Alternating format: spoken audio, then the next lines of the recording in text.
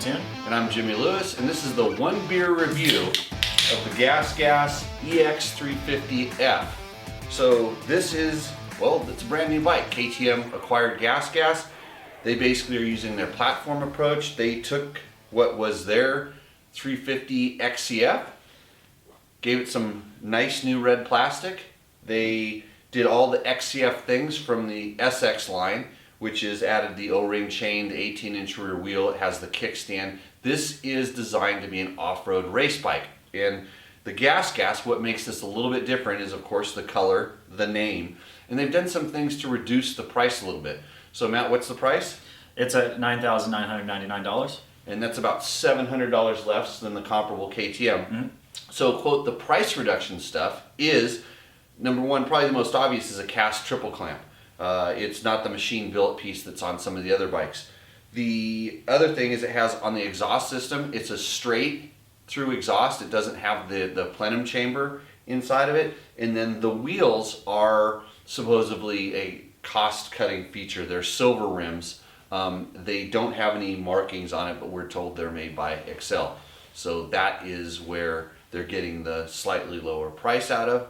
And we'll just move right into where this bike is. It changes, it doesn't have any, it's an all new bike, and we're gonna get right into the power. So how was that for you? It was good. You know, it was typical 350. It was kind of like a, kind of like a dream 250, almost like a works 250. You know, it was pretty good. It's like somebody. People say, "What's a 350?" It's not a 450. It doesn't feel anything like a 450. No, it's not no. chuggy. It's kind of a Revy style motor. Yeah. But it just has this torque that 250s don't have, and we'll get into the torque a little bit later. But it's when you rev it and you get it screaming, it's got all the beans it needs. Right, definitely. And then, you know, it's a 6-speed transmission. I think the transmission's a little bit of a close ratio, more on the racing side of things. And the power band just has kind of two distinct characters. So, and maybe you can describe a little bit, because we sort of went on a ride where we did some racing speed stuff, and then we did some trail riding speed stuff. Yeah. When we were doing the trail riding speed stuff, I found that I actually enjoyed riding this bike more in the slow range, in the low range.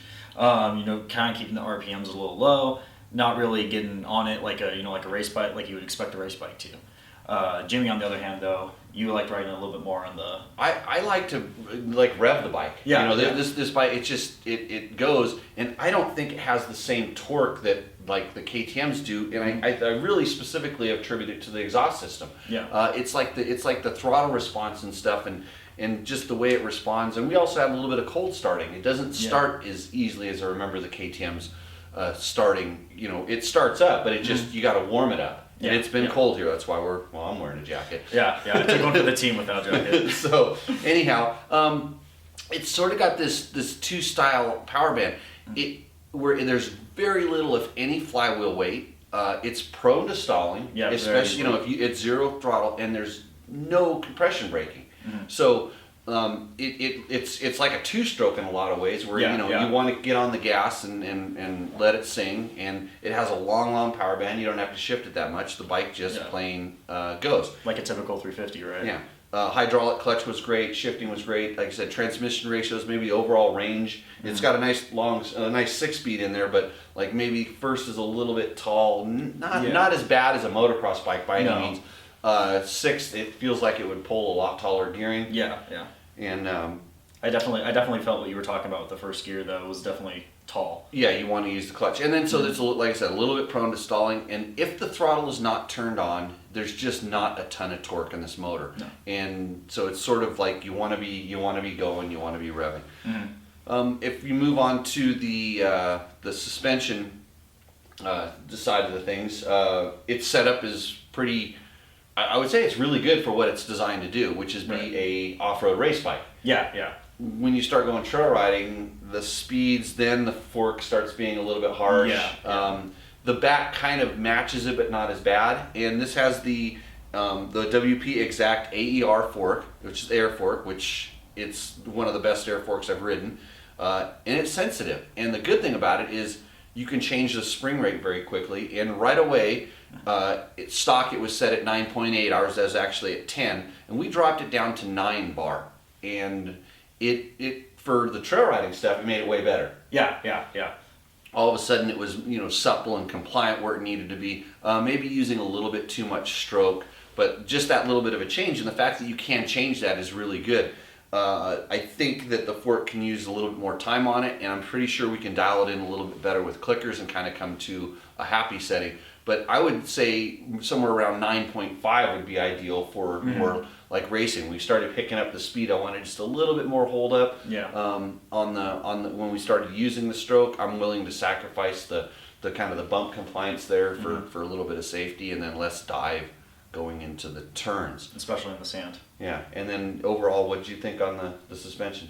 The suspension, yeah, just kind of like reflecting what you said. I was the one who actually asked if we could soften it a little bit, because I'm not as fast. But well, it has nothing to do with fast. It's just how different people hit bumps differently. Yeah. So I was noticing the same thing, and I was glad you said it. I'm like, yeah, I'll take a little bit of air out, and we had our air pump, and we tuned it up. Yeah. Then, so kind of this starts moving over into the handling side of things. And this bike, you want to talk about a light feeling bike with a lot of power. That's where this 350 package is really good. Even when it starts revving up, it handles very light. You can still steer it through the foot pegs. The handlebars have a real light feel into them. KTM is generally pretty stable if you have it set up properly, so the GasGas is the same. It's the kind of bike that kind of goes where you wish it. It really, right. And the 350 even more so. So it's super narrow. It's funny because the gas tank actually looks like it bulges, but I never noticed that. Never noticed it. There's good sweep through in the plastic. The shape of the plastic is really good, and you thought you were on a Honda. Yeah. I said I felt like I was riding like Ken Roxon. Right, that means he's on a Honda. Yeah, so yeah. It just, the red colored has a little bit of an effect, and I think for the most part we really liked it. And in being a 350, and since you're revving it a lot, there's one thing that we noticed on this bike, and we actually tested it back to back with a KTM, although it was a 125XC, was the difference you're feeling with the cast triple clamps. And it's not like, I didn't notice any vagueness in handling or a change in anything other than I got a little bit more vibration and a little bit of more sting through the bars. These bars are solid mounted, where the KTM's machined triple clamps are rubber mounted. Yeah. And I think you do notice that. So definitely. Is it enough to turn me off? No. Do I think it's a performance disadvantage? No. You just notice a little bit more vibration. But other than that, I didn't notice anything that was awkward on this bike. Yeah, the vibration, like it wasn't like your arms were ringing when you got off the bike either. It wasn't that bad. I think you feel it, and it makes you feel the fork. That's why we were kind of drawn to the feeling of the fork a little bit and wanted to tune it. So what do you think about the GasGas overall? I like it. I've always been a big fan of 350s. One of my favorite four strokes of all time was the XCF 350 we had a few years ago. So this one reminded me a lot of that, and it was fun. It took me a little time to figure out how to ride it and playing with the suspension, but I think I'll like it a little bit more if we had more time. That's the thing about this. It's a 350. That's one of the biggest things that you're going to get. If you haven't ridden a 350, I really suggest trying it, because it's going to blow your mind. They're really good bikes. I feel like this is as good as a KTM. It doesn't have any limits. There's nothing that you're going to buy. There's nothing you're going to get in this bike that's going to hold you back. It's a good bike. Yeah. So the issues that we have with it are a little bit of vibration, a little bit of stalling, a little bit of cold start. I feel like the bike could use some hand guards. It could use a skid plate, and then you can also put the map switch on it. So it's an accessory part that'll allow you to access the two different maps inside of the ignition, which is always a benefit, I think. Yeah, definitely, having more customability. And overall, I think if this were my bike, I would do the handguards as skid plate. I would change the exhaust system. I think that there's some power or drivability that would come around with that, and call it good. I mean, we haven't had to tighten the spokes anymore on the wheels. No. There's nothing on this bike that's saying that it's a more affordable KTM. It's just a solid bike. Yeah, it's a GasGas, which is what they want us to say. They don't want us to compare it to the KTM. So I think it's awesome. We have another option in there, and we will be putting a lot more miles on this. So if you're curious about this bike, check out www.dirtbiketest.com and follow us on all the social media platforms. So for Matt Mattoon, this is Jimmy Lewis. We will see you out in the trail. Cheers. See ya.